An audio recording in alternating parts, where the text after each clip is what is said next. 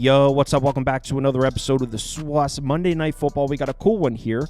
Ravens on the road in SoFi to play the Chargers. As far as Sunday, as a whole, not a great Sunday for me. Although the top bets did well.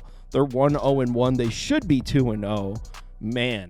At 3:45 p.m. Eastern time, I was sitting so pretty. I had the Cowboys Commanders under in the bag. Lions -7.5 was good money. I lost the Giants, but other than that, the Panthers +11, one of my top bets, that was looking pretty good. I was sitting pretty at 3:45 p.m. Eastern time, and then the Dallas-Washington game, there's like 40 points scored in the last 2 minutes, goes over the total. The Vikings blow the lead. The Bears get an onside kick. I was sick. I went from having an excellent Sunday to pretty much breaking even after the 1 p.m. games, and then I lost the Seahawks team total over and the Raiders in the later window. So I went from having an amazing Sunday to down 2.5 units going into Sunday Night Football. So hopefully I get this under 49. This game's about to start. Monday Night Football, Ravens-Chargers. Let's do it. Welcome to the SWAS. The SWAS.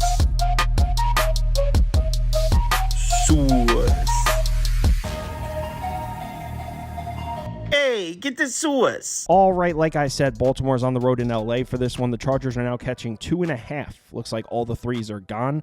Total sitting at 50.5. For this one. Let's take a look at the pie charts. According to the data, action's coming in on the Ravens side, over 60% of the tickets, just about 55% of the money. As I always say, take this data with a grain of salt. So let's get into this matchup, and we'll start with the Baltimore offense. As I'm sure you know, probably the best offense in the NFL as a whole so far this year. First in yards per play, first in success rate. Passing numbers are second in yards per pass attempt, second in success rate per dropback. Rushing, first and second. They should have their hands full in this one, though, because this Chargers defense is pretty good. They're ninth in yards per play allowed, third in success rate, top 5 pass defense, at least on paper they are.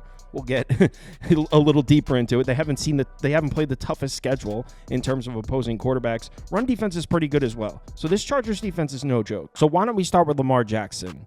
What do we know about Lamar Jackson? He holds on to the football longer than any other quarterback in the NFL, an average of 2.9 seconds before he throws. That's 49th of 49 quarterbacks, dead last. He holds onto the ball longer than any other quarterback in the NFL. Yes, a lot of those instances are Lamar Jackson using his athleticism to create extra time and make plays, and a lot of the times it's successful, but it also can run into some problems, which is why he always seems to struggle with Pittsburgh. He's got terrible numbers against the Steelers because the Pittsburgh pass rush gets there quickly. So why don't we start right there? Let's compare the Chargers pass rush to the Steelers pass rush. Pittsburgh, 2.3 seconds to pressure. They're first in PFF pass rush grade. Chargers 2.6 and 15th. So not quite the same threat here. Lamar Jackson can breathe a sigh of relief here. He does not have to see the Pittsburgh Steelers pass rush again. So that's a good start for Lamar Jackson. Also, he's done an excellent job handling pressure so far this year. 21st in yards per pass attempt, so maybe not a ton of downfield throws, but 4th in passer rating, 4th in turnover-worthy play rate, 4th in pressure to sack rate. Chargers an average to maybe slightly above average pass rush. Lamar Jackson should be fine here in terms of the Chargers pass rush. So why don't we take a look at the coverage matchup here and check this out. This is crazy. So the Chargers, they run a ton of zone, second in zone coverage frequency, second in too high safety frequency, so a lot of too high safety looks, second in cover 4 frequency. They run a lot of cover 4. Almost 25% of their defensive snaps are in cover 4. That's a lot. So 1 out of every 4 snaps defensively for the Chargers, they're sitting in cover 4. So why don't we look at Lamar Jackson's numbers against these coverages? Check this shit out. Against zone coverage, first in yards per pass attempt, first in passer rating. So he's been the best quarterback in the NFL against zone coverage so far this year. Against too high safety looks, first in yards per pass attempt, first in passer rating. So he's also been the best quarterback in the NFL against too high safety looks. And check this out. What about cover 4? 5th in yards per pass attempt, first in passer rating. So Lamar Jackson has been the best quarterback in the NFL against basically everything the Chargers defense does. Looking like a favorable matchup here for Lamar Jackson. It actually gets worse than that for the Chargers. Check this out. So what is the strength of this Chargers pass defense? It's taking away the short pass. They're second in DVOA against the short pass. They struggle against the deep pass. Well, look at the left side of this graphic. Lamar Jackson doesn't really throw short passes. Just 34.9% of his passes are short passes. You can see the F in frequency. That means towards the bottom of the NFL. Lamar Jackson likes to air it out. He throws a lot of intermediate passes, a lot of deep passes, and look at the efficiency numbers. He's pretty damn good at it. So the Chargers defense, elite at taking away the short pass. Lamar Jackson's like, I don't care. I don't throw short passes. So like I said, looking like a very favorable matchup for Lamar Jackson. And another thing, I was talking about this last week for the Chargers-Bengals game.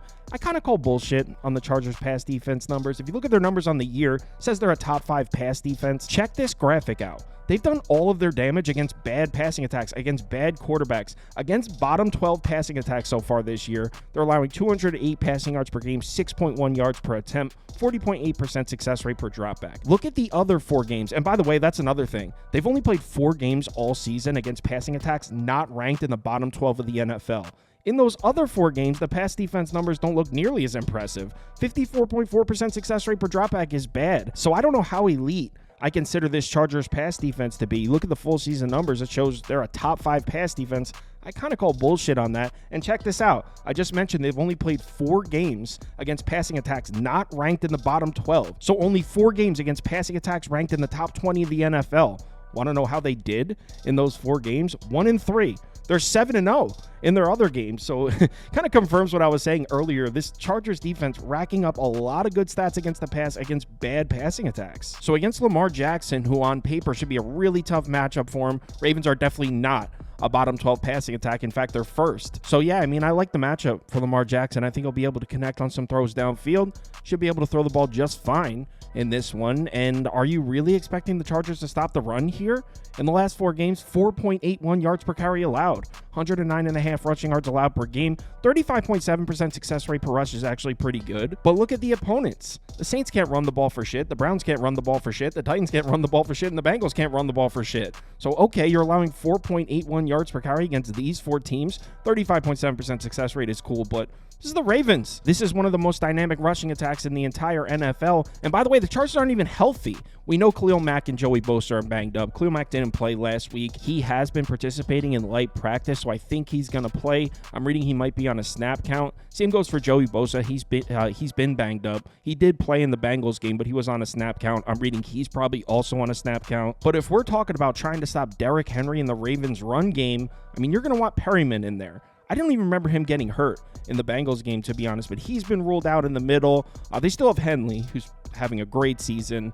But yeah, so across the board, really don't have a ton of hope here for the Chargers defense. Oh, and another thing I forgot to add, check this out. Look at the Ravens rushing numbers on the road so far this year. Now they can run the ball at home as well, but in their 6 road games, they're averaging 6.4 yards per carry, 188.3 rushing yards per game, over 45% success rate per rush. I think this is a great matchup for Lamar Jackson. I think the Ravens are going to be able to run the ball. I like the matchup for the Ravens offense across the board here. Baltimore should definitely be scoring points. But what about the matchup on the other side? And this is where the value shifts back over to the Chargers.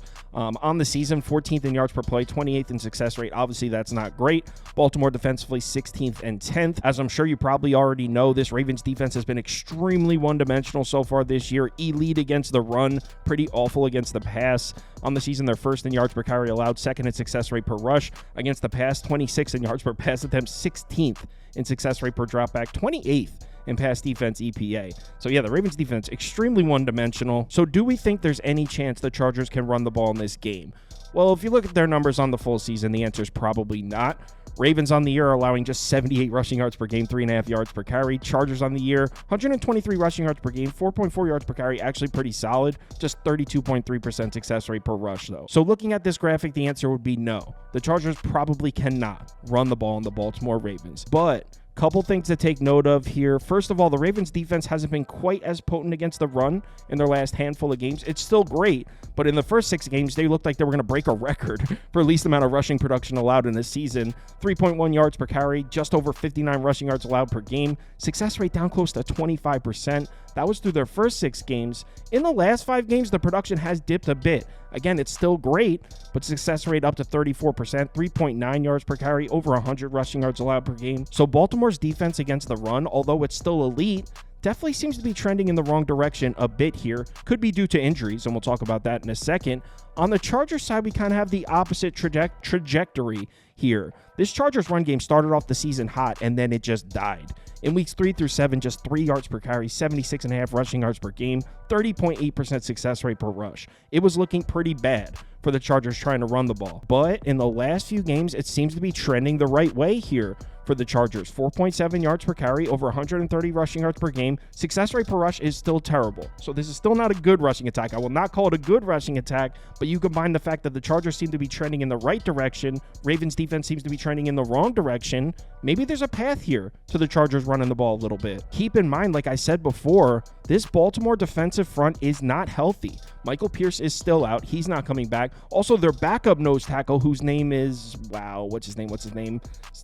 Travis Jones. He's listed as questionable. He missed a couple practices this week. I don't know if he's going to play either. So Michael Pierce still out. Travis Jones, who's the backup, he's still out. Roquan Smith hasn't practiced all week. He got banged up in the Steelers game last week. I don't even know if Roquan Smith is going to play in this game. So I know Baltimore has this elite run defense and everyone's scared of it, but I'm telling you, it's trending in the wrong direction and they are not healthy on the defensive front. That's two of the most important pieces of that front seven. Chargers run game seems to be finding its groove again like they had earlier in the season.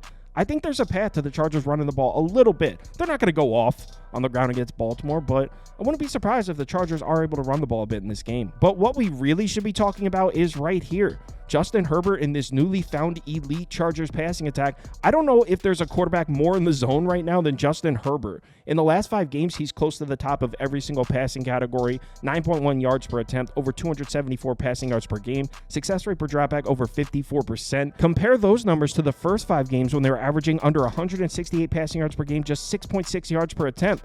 Not sure what happened, but Justin Herbert has caught fire. And remember how before we were looking at the Chargers defense, how they take away the short pass, but it didn't matter because Lamar Jackson doesn't throw short passes? Well, check this out. We got kind of the same situation on the other side as well. Baltimore terrible against downfield passes, 28th in DVOA against the deep pass, 30th in DVOA against the intermediate pass. They're actually somewhat decent against the short pass, but just like Lamar Jackson, Justin Herbert has not been throwing many short passes. In fact, he's been airing the shit out of the ball. On the season, 15.2%.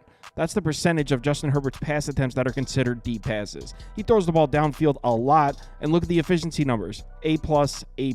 Herbert's been one of the best deep ball throwers in the NFL this year, and he's also got great numbers throwing the intermediate pass. So looking like a favorable matchup for Justin Herbert as well. The way to slow down Justin Herbert and this Chargers passing attack has been get pressure on him. You can see significant drop-off in production when Justin Herbert experiences pressure. 22nd in yards per attempt, 17th in pass rating, 24th in turnover-worthy play rate, 27th in pressure to sack rate. So you can throw Justin Herbert off his rhythm if you're able to put pressure on him. Here's the problem with that. Baltimore not the best pass rush. 24th in blitz rate, 19th in pressure rate, 16th in adjusted sack rate. Now, if you are looking to bet the Ravens in this game, you can look right here. It looks like Baltimore's pass rush is starting to come around. In weeks 1 through 8, they were 19th in pressure rate. Last 3 games, they're sitting at 4th in pressure rate, so maybe the Ravens pass rush is trending upwards, but still, I don't think there's enough here. Justin Herbert's been so good. This Chargers passing attack looks unstoppable, honestly. And let's be real here. I like Kyle Hamilton a lot. I like Marlon Humphrey a lot, but